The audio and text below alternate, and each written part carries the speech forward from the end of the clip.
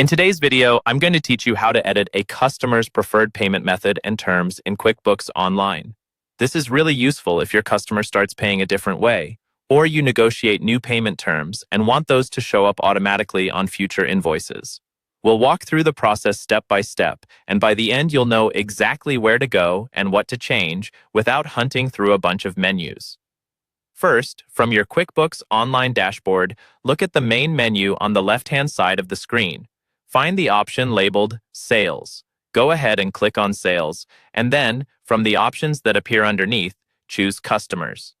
This takes you to your customer list, where you can see all of the customers set up in your QuickBooks file. Next, find the specific customer whose payment details you want to update. You can scroll through the list or use the search bar at the top to type in their name. Once you see the correct customer, click directly on their name. This will open their customer profile. On this screen, look for the option that says Edit, usually towards the top right of the Customer Details area, and click it to open the full customer information window. Inside the Customer Details window, you'll see several tabs. Click on the tab labeled Payment and Billing. This is where QuickBooks stores information like preferred payment method and standard payment terms for that customer. Let's start with the preferred payment method.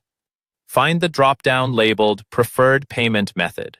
Click the drop-down and you'll see a list of available options, such as credit card, bank transfer, or check, depending on what's already set up in your QuickBooks account. Choose the option that best matches how this customer usually pays you now. If the method you need isn't in the list, select Add New from the same drop-down. A small window will appear where you can enter the details for the new payment method.